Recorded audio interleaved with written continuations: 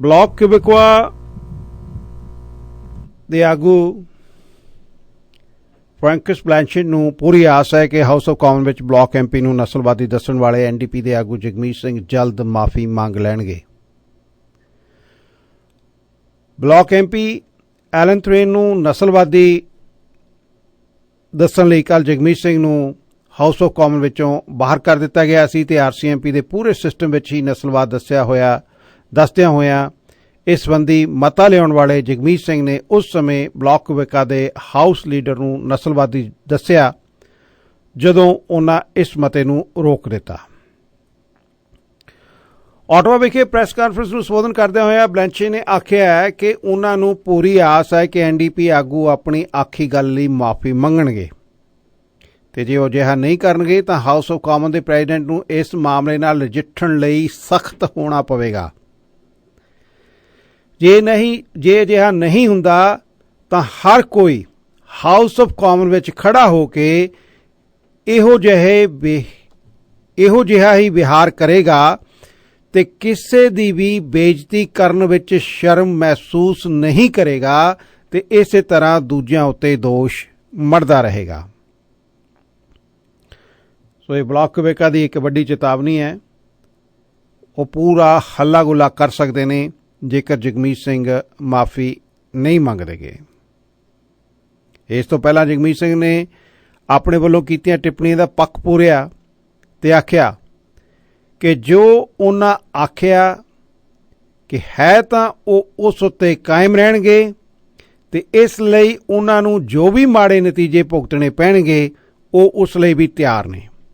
ਉਹਨਾਂ ਆਖਿਆ ਕਿ ਉਹ ਸੱਚਮੁੱਚ ਹੀ ਪੁਲਿਸ ਵਿਭਾਗ ਵਿੱਚ ਤਬਦੀਲੀ ਵੇਖਣੀ ਚਾਹੁੰਦੇ ਹਨ ਤਾਂ ਕਿ ਉਹਨਾਂ ਨੂੰ ਕਿਸੇ ਮੂਲ ਵਾਸੀ ਨੂੰ ਬੇਰਹਿਮੀ ਨਾਲ ਕੁੱਟਦਿਆਂ ਮਰਦਿਆਂ ਨਾ ਵੇਖਣਾ ਪਵੇ।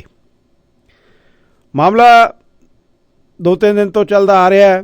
ਆਰਸੀਐਮਪੀ ਦੀ ਵੀ ਆਪਾਂ ਗੱਲਬਾਤ ਕਰਦੇ ਆ ਰਹੇ ਹਾਂ ਕਿ ਇੱਕ ਸਿਸਟਮੈਟਿਕ ਢੰਗ ਦੇ ਨਾਲ ਕਿਸ ਤਰ੍ਹਾਂ ਆਰਸੀਐਮਪੀ ਦੇ ਵਿੱਚ ਨਸਲਵਾਦ ਹੈ ਅਤੇ ਖਾਸ ਤੌਰ ਦੇ ਉੱਤੇ ਮੂਲ ਵਾਸੀਆਂ ਨਾਲ ਕਿਸ ਤਰ੍ਹਾਂ ਧੱਕਾ ਕੀਤਾ ਜਾਂਦਾ ਹੈ।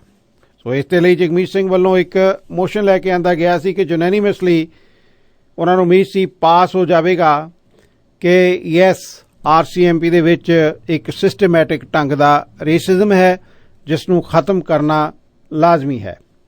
ਇਸ ਨੂੰ ਲੈ ਕੇ ਜਗਮੀਤ ਸਿੰਘ ਨੇ ਜਦੋਂ ਮੋਸ਼ਨ ਪੇਸ਼ ਕੀਤਾ ਤਾਂ ਸਭ ਨੂੰ ਉਮੀਦ ਸੀ ਕਿ ਯੂਨੈਨੀਮਸਲੀ ਪਾਸ ਹੋਇਆ ਕਿਉਂਕਿ ਆਰਸੀਐਮਪੀ ਨੇ ਖੁਦ ਆਪ ਮੰਨਿਆ ਕਮਿਸ਼ਨਰ ਨੇ ਕਿ ਯੈਸ ਸਾਡੇ ਇਹ ਸਿਸਟਮੈਟਿਕ ਢੰਗ ਦਾ ਇੱਕ ਰੇਸਿਜ਼ਮ ਚੱਲ ਰਿਹਾ ਹੈ।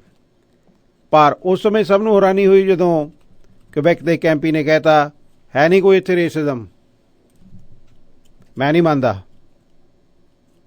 ਤੋ ਇਸ ਨੂੰ ਲੈ ਕੇ ਜਗਮੀਤ ਸਿੰਘ ਨੂੰ ਗੁੱਸਾ ਚੜ੍ਹ ਗਿਆ। ਜਗਮੀਤ ਸਿੰਘ ਨੂੰ ਗੁੱਸਾ ਕਿਉਂ ਚੜ੍ਹ ਗਿਆ, ਸਵਾਲ ਇਹ ਹੈ। ਐਨਡੀਪੀ ਆਗੂ ਜਗਮੀਤ ਸਿੰਘ ਨੂੰ 2 ਦਿਨ ਪਹਿਲਾਂ ਪਾਰਲੀਮੈਂਟ ਸਪੀਕਰ ਐਂਥਨੀ ਰੂਟਾ ਨੇ ਸਭਾ ਵਿੱਚੋਂ ਇਸ ਲਈ ਦਿਨ ਭਰ ਵਾਸਤੇ ਬਾਹਰ ਕੱਢ ਦਿੱਤਾ ਸੀ ਕਿਉਂਕਿ ਉਸਨੇ ਬਲਾਕ ਕਿਬਕਵਾ ਦੇ ਇੱਕ ਐਮਪੀ ਐਲਨ ਥਰੇਨ ਨੂੰ ਨਸਲਵਾਦੀ ਆਖਿਆ ਸੀ। ਇੰਨਾ ਹੀ ਨਹੀਂ ਸਗੋਂ ਜਗਮੀਤ ਸਿੰਘ ਨੇ ਸਪੀਕਰ ਦੇ ਆਖਣ ਉੱਤੇ ਮਾਫੀ ਮੰਗਣ ਦੀ ਥਾਂ ਉੱਤੇ ਸਟੈਂਡ ਲਿਆ ਕਿ ਮਾਫੀ ਮੰਗਣ ਤਾਂ ਦੂਰ ਉਹ ਆਪਣੇ ਬਿਆਨ ਨੂੰ ਵਾਪਸ ਤੱਕ ਨਹੀਂ ਲਵੇਗਾ। ਸੀਬੀਸੀ ਦੀ ਰਿਪੋਰਟ ਮੁਤਾਬਕ ਪਾਰਲੀਮੈਂਟ ਤੋਂ ਬਾਹਰ ਪੱਤਰਕਾਰਾਂ ਨਾਲ ਗੱਲਬਾਤ ਕਰਨ ਦੌਰਾਨ ਜਗਮੀਤ ਸਿੰਘ ਜ਼ਾਹਰਾ ਤੌਰ ਉੱਤੇ ਗੁੱਸੇ ਵਿੱਚ ਸਨ ਤੇ ਉਹਨਾਂ ਦੇ ਹੱਥਾਂ ਦੇ ਰੌਂ ਉਸ ਦੀ ਮਨੋਦਸ਼ਾ ਵੱਲ ਇਸ਼ਾਰਾ ਕਰਦਾ ਜਾਪਦਾ ਸੀ। ਬਣਨਯੋਗ ਹੈ ਕਿ ਜਗਮੀਤ ਸਿੰਘ ਨੇ ਪਾਰਲੀਮੈਂਟ ਵਿੱਚ ਇੱਕ ਮੋਸ਼ਨ ਪੇਸ਼ ਕੀਤਾ ਜਿਸ ਦਾ ਮਨੋਰਥ ਸਮੂਹ ਸਿਆਸੀ ਪਾਰਟੀਆਂ ਦੇ ਸਹਿਯੋਗ ਨਾਲ ਮਤਾ ਪਾਸ ਕਰਨਾ ਸੀ ਕਿ ਆਰਸੀਐਮਪੀ ਸੰਸਥਾਗਤ ਨਸਲਵਾਦ ਦਾ ਸ਼ਿਕਾਰ ਹੈ ਤੇ ਇਸ ਦਾ ਇੱਕ ਸਬੂਤ ਕਈ ਮੂਲਵਾਸੀ ਕੈਨੇਡੀਅਨ ਦਾ ਆਰਸੀਐਮਪੀ ਹੱਥੋਂ ਮਾਰਿਆ ਜਾਣਾ ਹੈ। ਥੈਰੀਅਨ ਇੱਕੋ ਇੱਕ ਐਮਪੀ ਸੀ ਜਿਸ ਨੇ ਇਸ ਮੋਸ਼ਨ ਦਾ ਸਮਰਥਨ ਨਹੀਂ ਕੀਤਾ ਜਿਸ ਨੂੰ ਜਗਮੀਤ ਸਿੰਘ ਨੇ ਇੱਕ ਨਸਲਵਾਦੀ ਪ੍ਰਤੀਕਰਮ ਕਰਾਰ ਦਿੱਤਾ।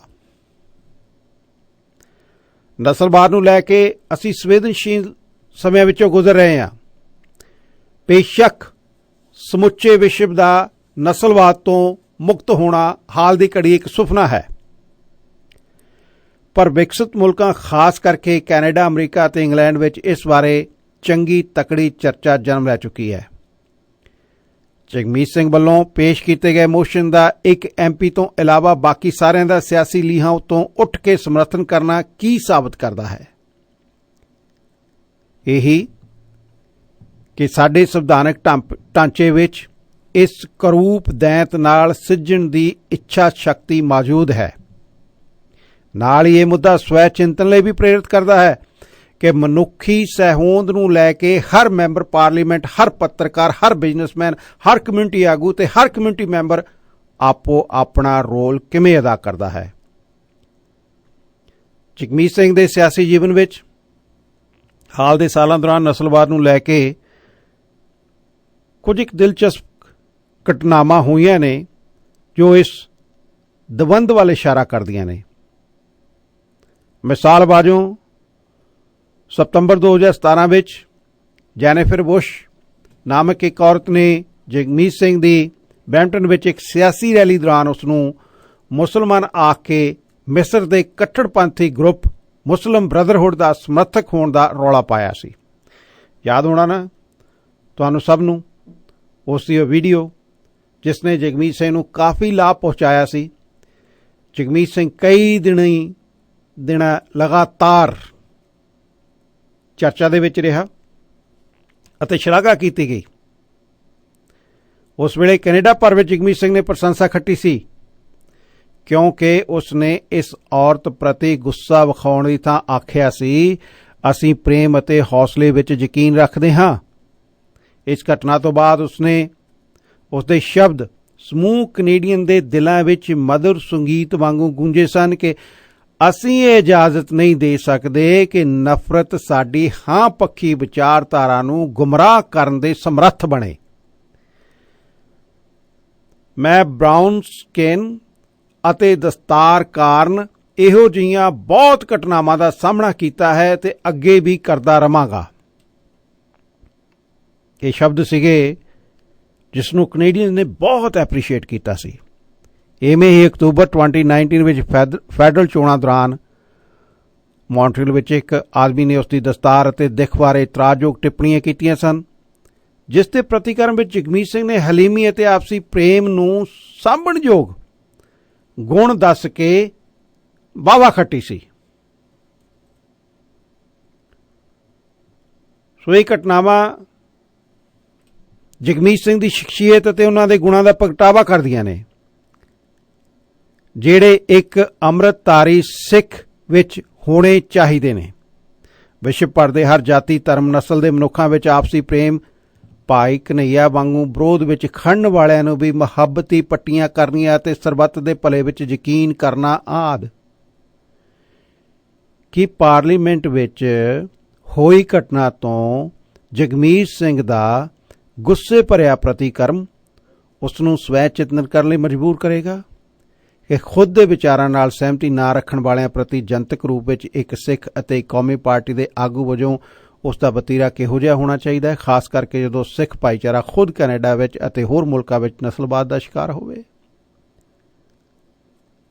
ਨਸਲਵਾਦ ਇੱਕ ਲਾ ਇਲਾਜ ਨਾਸੂਰ ਵਰਗੀ ਬਿਮਾਰੀ ਹੈ, ਪਰ ਚਿੰਤਨ ਕਰਨਾ ਬਣਦਾ ਹੈ ਕਿ ਇਸ ਦਾ ਇਲਾਜ ਜ਼ਖਮ ਦੀ ਕੱਟ ਵੱਢ ਕਰਨ ਵਿੱਚ ਹੈ ਜਾਂ ਸਹੀ ਕਿਸਮ ਦੀ ਦਵਾ ਬੂਟੀ ਨਾਲ ਇਲਾਜ ਕਰਨ ਵਿੱਚ।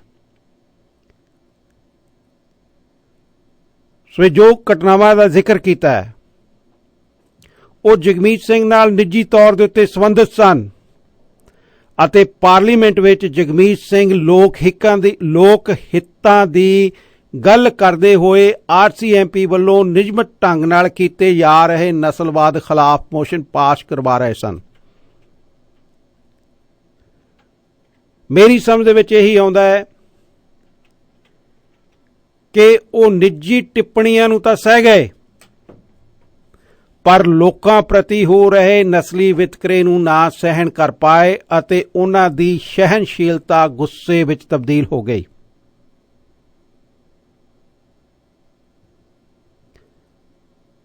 ਸਿਰਫ ਆਪਣੇ ਆਪ ਨੂੰ ਮੇਰਾ ਇਸ ਸਿੱਟੇ ਤੇ ਲੈ ਕੇ ਆਉਣ ਦਾ ਕੱਲ ਸਾਰੀ ਦਿਹਾੜੀ ਇਹ ਚਿੰਤਨ ਚੱਲਦਾ ਰਿਹਾ ਕਿ ਜਗਮੀਤ ਸਿੰਘ ਬਹੁਤ ਵੱਡੀਆਂ ਘਟਨਾਵਾਂ ਦੇ ਨੂੰ ਠਰਮੇ ਨਾਲ ਸਹਿ ਗਏ, ਘਟਨਾਵਾਂ ਵਾਪਰਨ ਤੋਂ ਬਾਅਦ ਪ੍ਰੇਮ ਦੀ ਗੱਲ ਕਰ ਗਏ, ਮਿਲਵਰਤਨ ਦੀ ਗੱਲ ਕਰ ਗਏ, ਪਰ ਪਾਰਲੀਮੈਂਟ ਵਿੱਚ ਗੁੱਸੇ ਕਿਉਂ ਹੋਏ? ਮੈਂ ਸਾਰਾ ਦਿਨ ਸੋਚਦਾ ਰਿਹਾ ਕਿ ਜਗਮੀਤ ਸਿੰਘ ਨੂੰ ਗੁੱਸੇ ਨਹੀਂ ਹੋਣਾ ਚਾਹੀਦਾ ਸੀ। ਰਾਤ ਜਾ ਕੇ ਇਹ ਗੱਲ ਸਮਝ ਆਈ ਕਿ ਜਗਮੀਤ ਸਿੰਘ ਗੁੱਸੇ ਕਿਉਂ ਹੋਇਆ। ਪਹਿਲੀਆਂ ਘਟਨਾਵਾਂ ਤੇ ਇਸ ਘਟਨਾਵਾਂ ਦਾ ਕੋਈ ਫਰਕ ਕੀ ਹੈ ਆਪਸ ਵਿੱਚ ਹੀ। ਤੇ ਅੰਤ ਨੂੰ ਮੈਂ ਸਿੱਟੇ ਤੇ ਪਹੁੰਚਿਆ ਕਿ ਪਹਿਲੀਆਂ ਘਟਨਾਵਾਂ ਦਾ ਇਸ਼ਾਰਾ ਜਗਮੀਤ ਸਿੰਘ ਵੱਲ ਸੀ, ਉਸ ਦੇ ਨਿੱਜ ਉੱਤੇ ਸੀ। ਤੇ ਹੁਣ ਇੱਕ ਐਮਪੀ ਵੱਲੋਂ ਕਹਿ ਦੇਣਾ ਕਿ RCMP ਦੇ ਵਿੱਚ ਕੋਈ ਰੇਸਿਜ਼ਮ ਨਹੀਂ ਹੈਗਾ, ਇਹ ਇਸ਼ਾਰਾ ਜਗਮੀਤ ਸਿੰਘ ਵੱਲ ਨਹੀਂ ਸੀ। ਇਹ ਇਸ਼ਾਰਾ ਇੱਕ ਸਿਸਟਮ ਜਿਸ ਦੇ ਬਾਰੇ 'ਚ ਸਾਰੇ ਚਰਚਾ ਚੱਲ ਚੁੱਕੀ ਹੈ ਕਿ ਯੈਸ ਸਿਸਟਮੈਟਿਕ ਢੰਗ ਨਾਲ ਨਸਲਵਾਦ ਹੈ RCMP ਦੇ ਵਿੱਚ। ਇਹ ਇਸ਼ਾਰਾ ਉਸ ਸਿਸਟਮ ਨੂੰ ਨਾ ਦਰੁਸਤ ਕਰਨ ਦੇ ਵਿੱਚ ਸੀ। ਮੇਰਾ ਨਿੱਜੀ ਵਿਚਾਰ ਕਿ ਯੈਸ ਇਸ ਕਰਕੇ ਜਗਮੀਤ ਸਿੰਘ ਨੂੰ ਗੁੱਸਾ ਆਇਆ ਤੇ ਉਸ ਦਾ ਸਟੈਂਡ ਵੀ ਸਹੀ ਹੈ ਕਿ ਯੈਸ ਜੇ ਉਸ MP ਨੂੰ ਨਸਲਵਾਦ ਨਜ਼ਰ ਨਹੀਂ ਆ ਰਿਹਾ after so many murdered and missing women's indigenous women's ਦੀਆਂ ਰਿਪੋਰਟਾਂ ਪੜ੍ਹ ਕੇ after listening RCM ਦੀ ਕਮਿਸ਼ਨਰ ਨੂੰ ਤੇ ਉਹ ਜੇ ਹਾਲੇ ਵੀ ਕਹਿੰਦੇ ਆ ਕਿ ਰੇਸਿਜ਼ਮ ਨਹੀਂ ਤਾਂ ਵਾਕਿਆ ਹੀ ਉਹ MP ਹੈ ਜਿਹੜਾ ਕਿਤੇ ਨਾ ਕਿਤੇ ਉਹਦੇ ਅੰਦਰ ਰੇਸਿਜ਼ਮ ਬੈਠੀ ਹੈ ਅਤੇ ਉਸ ਨੂੰ ਜਗਮੀਤ ਸਿੰਘ ਵੀ ਰੇਸਿਸਟ ਲੱਗਦਾ ਹੈ।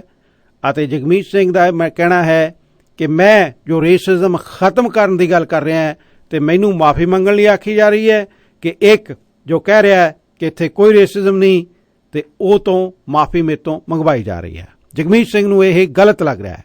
ਜੁੜਿਓ ਪ੍ਰੋਗਰਾਮ ਖਬਰਸਾਰ ਦੇ ਨਾਲ ਸਵੇਰੇ 8 ਤੋਂ ਲੈ ਕੇ 10 ਵਜੇ ਤੱਕ ਅਸੀਂ ਪ੍ਰੋਗਰਾਮ ਪੇਸ਼ ਕਰਦੇ ਹਾਂ।